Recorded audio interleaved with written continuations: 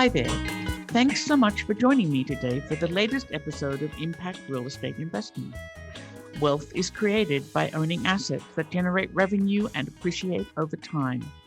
And today I'm talking to Lyneir Richardson, the CEO of the Chicago Trend Corporation, about his wealth creation strategy, a strategy that he is sharing with those who have missed out on wealth generation opportunities before. Lyneirs is planning to buy 100 community shopping centers. He and his team have developed a rigorous set of criteria for finding and buying shopping centers that have solid cash flow and offer added value over time. He wants to empower Black entrepreneurs and community residents to have a meaningful ownership stake in the revitalization and continued vibrancy of commercial corridors and Black shopping districts.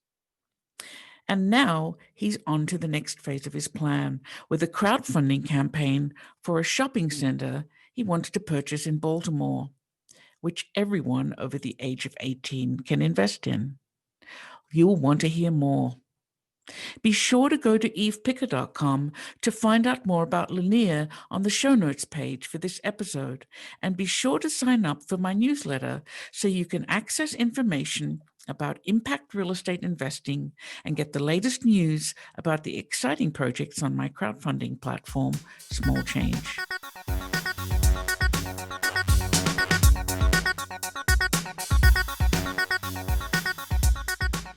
Hello, Lyneir. Thanks so much for joining me today. Thank you for having me. So you've led a life in economic development, and I'm just wondering how you got there from your initial career choice of the law. I tell people all the time that hopefully life is long and the world is big.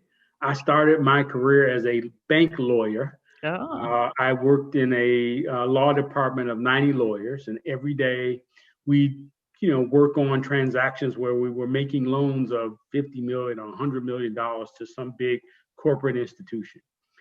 Every day in the afternoon around 2:00, I start to fall asleep on the loan documents. The work was boring. It wasn't until I had an opportunity to do a pro bono assignment, which was making a $100,000 loan to a local business on the west side of Chicago.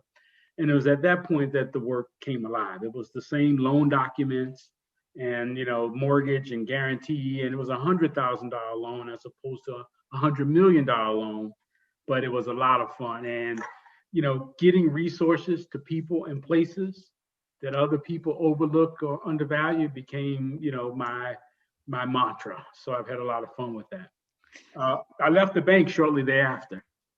Yeah, and what did you do after that? So I went to a home builder who was building houses on the south side of Chicago. I worked for him for a couple of years and really saved up some money. I was 27. I'd saved about $70,000 of my own money, and I jumped out and I started my own little business.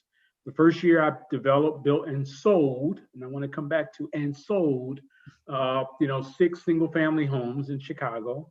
I grew that business over the next maybe 6.5, 7 years to about $9 million of annual revenue, building 80 to 100 homes every year. Wow! And it was a wild ride. I was young entrepreneur of the year, and I always tell people I won what we would call today a pitch competition. I won a business plan competition, and I won a $100,000 prize.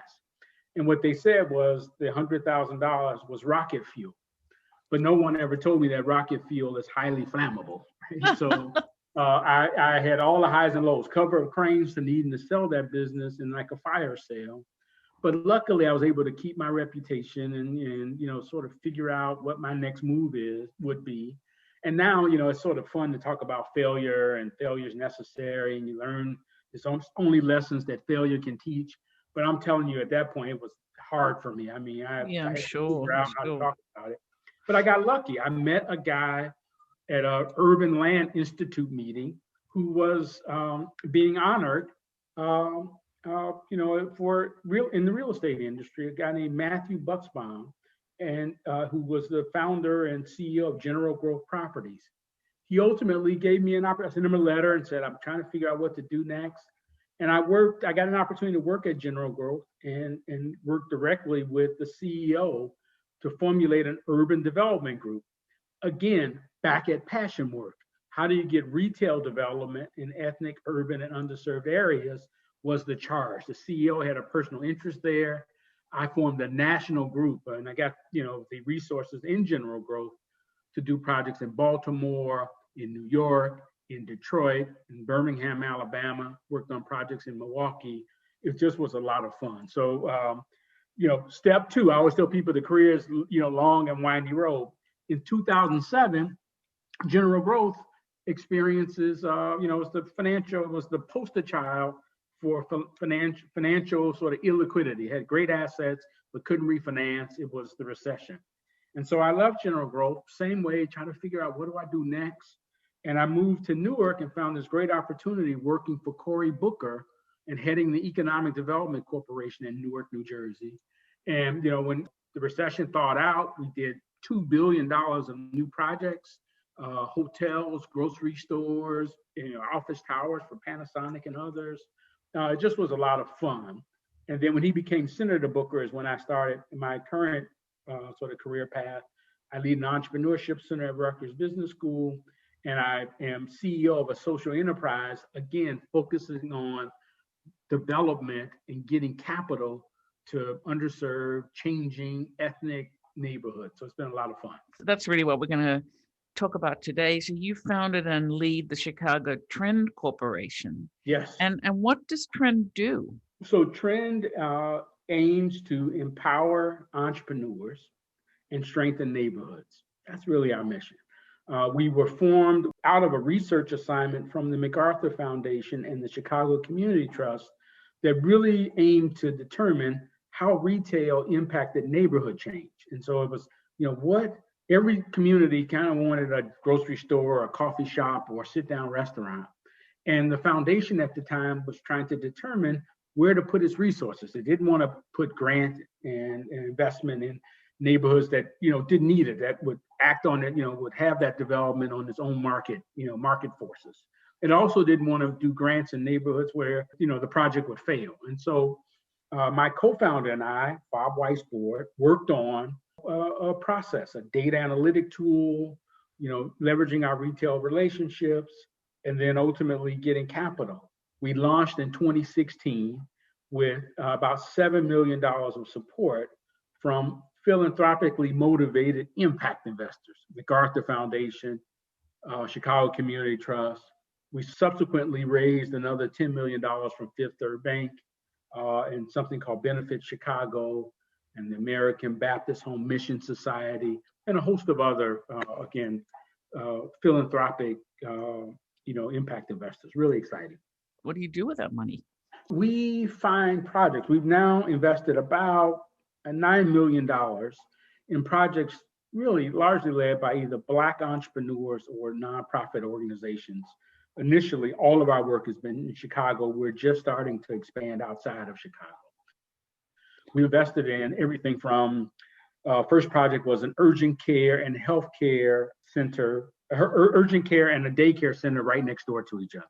A second project was relocating a historic restaurant in Southside neighborhood, literally across the street, in a new building and new restaurant. Been there for, I think the restaurant was more than 70 years, 80 years old. And we brought in additional retail, an African-American UPS store franchisee, military veteran doing great work. We've invested in land. We've loaned the developer $2 million to buy land for a mixed-use project. We've invested in a performing arts center.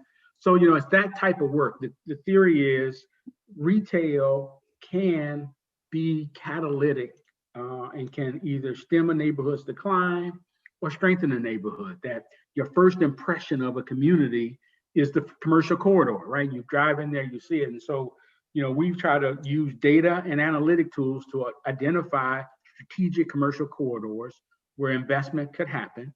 We've then used a whole host of, we call it, deal facilitation, relationships with ULI, our relationships at ICSC, going to the shopping center convention and talking to the retailers, leveraging my old relationships at General Growth. but then ultimately finding projects and developers and investing, $200,000 to $2 million in projects. That had been our work up until the start of 2020. What are some of the challenges that you've been confronted with this work? Well, this work, again, I've been doing this since my time at General Growth in 2004.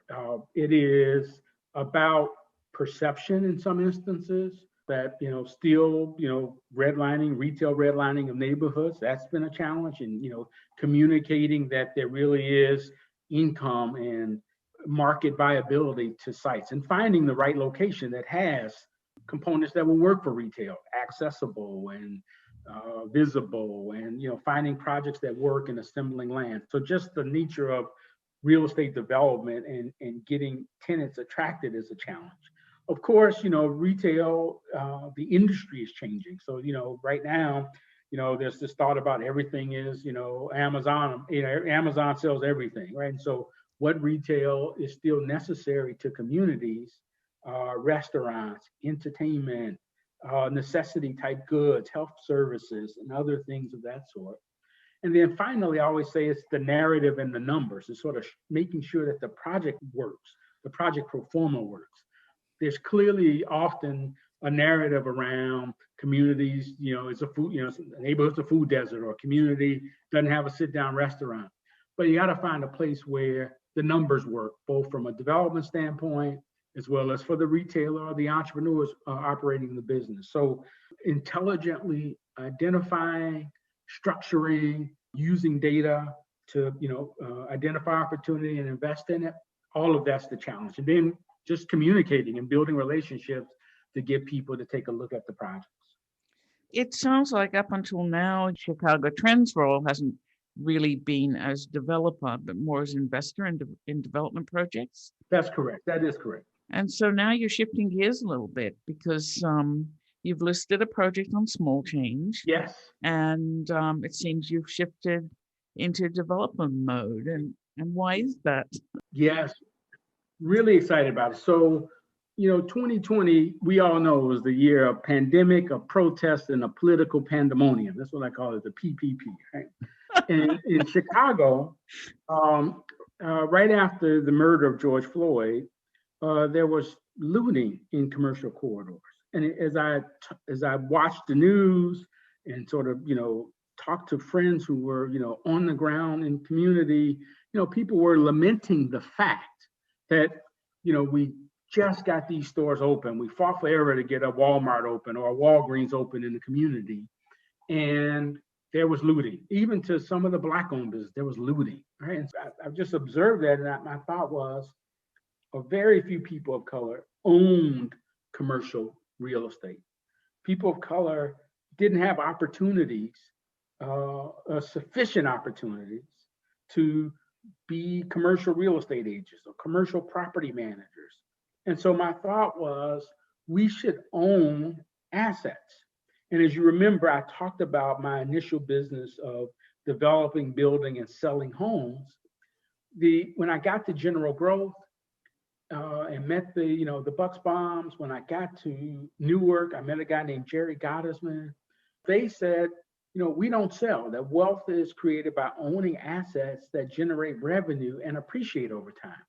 So my thought was, why don't I start to buy assets, commercial small strip centers that generate revenue, have the potential to appreciate over time, are important to the community, and provide services. And so we bought our first shopping mall. It literally was our Chicago Trend business. It was a pilot, so literally the first project, my wife and I put our own money alongside of, our philanthropic capital, and one of the industry icons invest with us, and we bought the first center. And what we found is, even during the tough part of the pandemic, the first center had non-Amazonable retail tenants. It had, an MRI center, a carry-out, a chicken restaurant, a State Farm dealer, Dunkin' Donuts, a beauty salon, right? So those tenants, they were entrepreneurs. They were fighting and finding ways and finding grants to stay open. They paid their rent.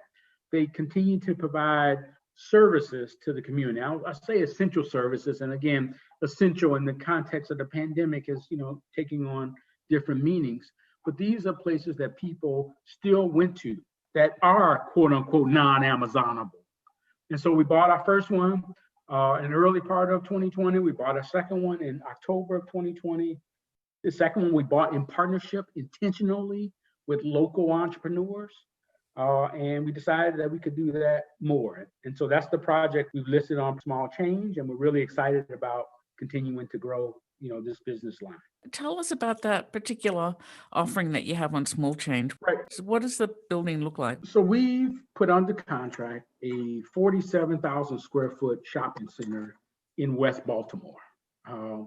West Baltimore is a largely African-American community, densely populated, median household income of a little over $50,000 a year. And we found a community, essential, services shopping center. I want to brand a name. I want to call it SOCS, service-oriented community shopping, right? Everybody needs socks. Everybody needs black socks, right? Service-oriented community shopping. It's a small shopping center, nothing glamorous, but even during the pandemic, it continued to perform. It has, Save-A-Lot groceries, Rite Aid, drugstore, carry-out pizza, Papa John's, a laundromat, a liquor store, right? All of those things, as you can imagine, even during the pandemic, were still needed services for the community. Right. And over time, we're going to own it. We put a contract, we're going to invest. Initially, our plan was, let's buy it, let's talk to the city of Baltimore, but we intentionally have created this structure where we want to co-own with local residents and entrepreneurs and people that have some connection to the community. And so we create an opportunity. We're investing half of the money, up to 70, 80% of the money if necessary, with our Small Change offering. We're providing an opportunity for, people with a little amount of money, anyone over the age 18, to invest with us and to co-own the asset with us. That's pretty great. What's the overall strategy? So this is shopping center number 2, right? It would be number 3, actually. Number 3, okay. Yeah. Number 3, what's the overall strategy? So our goal, it depends on who you're talking to, right? So some people only get excited by the big numbers, and some people, say, oh, big numbers are too aggressive, why be dreaming? Our initial goal is, we want to own 10 more shopping centers in partnership with local residents and impact investors and, structuring these deals. We want to own 10 more of these in 2021. And the big vision is, could we own 100? Could we form the first urban shopping center REIT that's owned by people of color and have, local investment? Can we make these assets better over time, right? So imagine the conversation with the city is not just, Lyneirs and Chicago Trend saying to the city of Baltimore, let's help us make the center better, but it's the community. It's sort of the crowd. There's power in the crowd, I believe in that. And then over time, just lastly, just measuring impact. Imagine if the neighborhood continues to get stronger. Imagine if more entrepreneurs find opportunity in the center. Imagine if the center becomes more profitable, the neighborhood becomes safer because, there's ownership here. All of those big old dreamy impact goals really excite me. Yeah, it is very exciting. Wow. Who do you hope the investors will be? What do you hope they will look like? Do you have some avatars in mind? Yes. So, literally, we started with the thought of, could we find more people of color, right? That right now there's a real conversation going on around, racial justice investing and racial wealth gap closing. I firmly believe it. Again, I woke up one day with this sentence in my head, that wealth is created by owning assets that generate revenue and hopefully appreciate over time. And by owning those assets over a long term and having a long-term perspective, you'll have different opportunities. Maybe it's a redevelopment, maybe it's a new tenant, maybe it's, a new program that provides capital. So I really would love to have a whole lot of local community residents own a shopping center in Baltimore, to have some Baltimore residents own it with us. We open a center in Cleveland or Pittsburgh or Greensboro or Columbus, Ohio, or more shopping centers in Chicago, that there's a place in our offering for local Black entrepreneurs so that they're learning about commercial real estate development and ownership, and also benefiting from the appreciation of and the income that might be generated from the asset. But then largely, I'm hoping that impact investors, not just that, I'm hoping that people who want a good return, want to strengthen neighborhoods, want a project that has the narrative where we're strengthening neighborhoods and bridging the racial wealth gap, but also has a return. So it doesn't just have to be Black entrepreneurs. It doesn't just have to be Baltimore residents or Columbus, Ohio residents or Chicago residents. It's impact investors who want to believe that a commercial asset, community owned, well managed from a vantage point of social impact, as well as profitability, people want to invest and get a return. So foundation program officers, impact investors, small people around the country, outside of the country, anyone who wants to help neighborhoods get better. That's my passion. I always tell Eve this thing. I have a younger brother who is financially much wealthier than I am, much more, financially. But my goal was not to be, I guess I never wanted to be the poor nonprofit executive, but I wasn't, I didn't want to be the billionaire either, right? That wasn't my first objective. Right. That's pretty clear when the $100,000 deal excited you, right? Right, exactly. I never wanted to be, the poor nonprofit executive, but I wasn't profit maximizing either, right? So it's about impact. It's about strengthening neighborhoods. It's about the small deal that, again, seeing value where other people say, that's too small. People will tell me all the time, it's just as easy to do a $60 million deal or a $600 million deal as it is to do a $6 million deal. But do you feel as good about it? I don't feel as good about it. No, you and I are like. So I'm hoping that some of those people who want to do the big deals, but know that it's important to do the little deal, will also invest with us. Yeah. They'll say, all right, I see he's doing good work. I see that they're intelligent about it. They understand how to operate it. Again, this is not just about sort of eleemosynary goals or, we're going to close the laundromat and tomorrow we're going to bring in Starbucks and, Cheesecake Factory. We're going to see opportunities. We're going to find things that pencil. We're going to work with the municipality. We're going to hopefully continue to own and improve the project in a way that both makes money and, makes sense and, is valued and, appreciated by the community and by our investors. Yeah, it's a really exciting strategy. And I think sometimes these little projects are harder to pull off than big ones. So big is not necessarily better.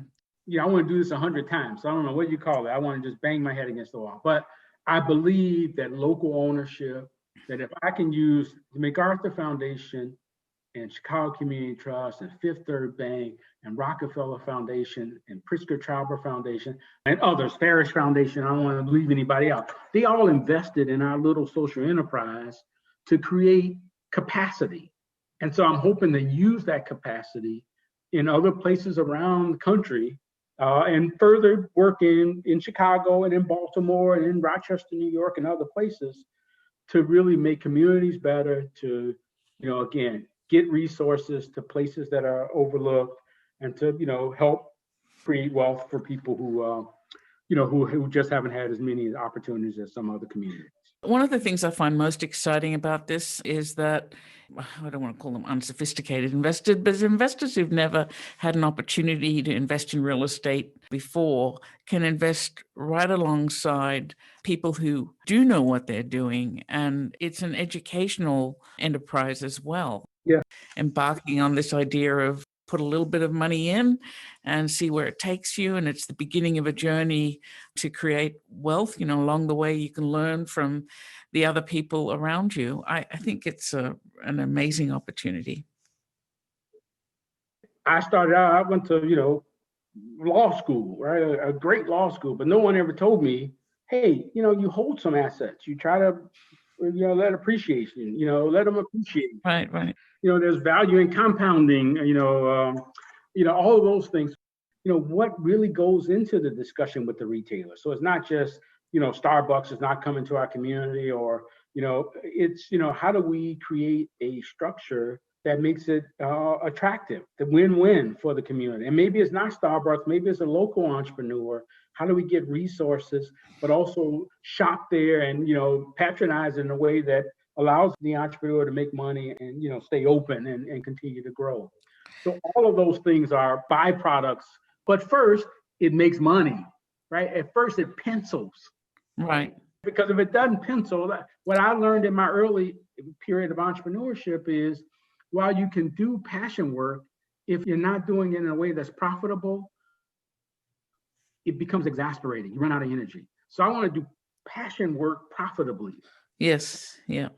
That's what this is about. So there's one other thing we haven't touched on, and that is how you're planning to staff and fill these shopping centres. I know that's sort of an added value for the communities. Yeah. Talk about that. So literally, the shopping centers that we're acquiring, first shopping center we acquired, it was a little less than 70% occupied. And we initially identified an African-American restaurant and signed a lease with them. There was a State Farm office. It's an African-American State Farm owner. We signed a lease with them, right? So we would love to find other ways to have local and people of color becoming tenants in our center. We'd love to have people of color leasing, doing property management at our center. There are these opportunities, again, that by owning and being able to lead the decision-making, you'll find opportunity. You'll do it with a more diverse lens. Again, over time, Baltimore has a center that has some tenants that people might turn their nose up to, or can make the case that they're extractive, right? Things like check cashing and stuff, things like that. Right. Over time, we'll find new opportunities. So you don't go in there tomorrow and say, okay, Mr. Tenant, we don't like, that's paying rent, that's been operating here for 10 years, that obviously is serving a customer. You don't go in there, they want to say you're out. Yeah. You go in there and say, is there a way to improve the operation in some way? Or can we make the case, with another potential operator that may not pay as much rent as the extractive tenant, right? I've done that myself in a neighborhood where I had what I suppose you would call an extractive operator. And it really took me 10 years to be in a position to replace them with someone who paid less rent, but added much more value at the street. And it's a really long haul. It can take a long time because you've got to stabilize the entire building to really kind of get to the point where you can afford to do that and not lose investors' money, And so that's the advantage, I believe, of our expertise and experience. Yes. So from an economic development standpoint, so my objective is, how could I make the case to the city, to, the foundation community, to, other government support sources. So to say, all right, we do want this tenant who we think would offer more goods and services and be, a better asset or benefit to the community, but they'll pay 40% less than the tenant that's there that we are not as happy with. Right. Can we find resources? So, to structure that. The other thing is, again, this is long-term work. All of the work, I've been doing this work now in June, I'll call it 28 years. Wow. This is evolution, not revolution, right? That things get better progressive. We're trying to have long-term ownership, not going in here, buying the center, flipping. Our goal is, can we create wealth by a pool of shopping centers? This is the first outside of Chicago. I've had great conversations about other market. I'm very optimistic about how we'll grow.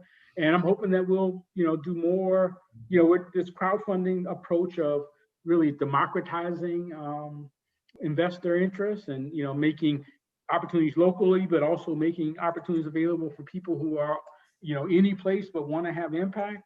This is our pilot test with this. And if it works, maybe we'll do it 98 more times. Let's do it 98 more times.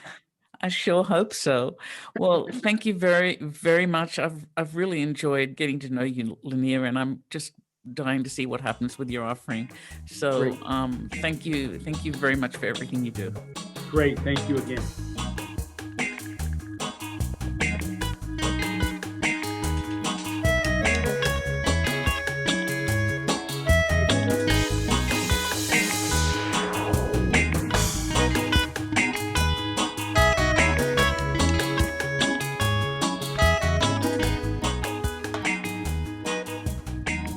That was Lyneir Richardson. Not only has Lyneir crafted a wealth creation strategy that could empower Black communities, he's also being purposeful about driving inclusivity in other ways. He plans to assemble a team of Black experts to provide hands-on property management, stay on top of issues, retain existing tenants, and attract new ones to improve financial performance of each shopping center. This culturally informed team will have a positive community impact by employing Black people and cultivating and incubating Black-owned businesses in these shopping centers. If you want to know more, check out Walbrook Junction at smallchange.co. You can find out more about impact real estate investing and access the show notes for today's episode at my website, evepicker.com. While you're there, sign up for my newsletter to find out more about how to make money in real estate while building better cities. Thank you so much for spending your time with me today, and thank you, Lyneir, for sharing your thoughts. We'll talk again soon, but for now, this is Eve Picker signing off to go make some change.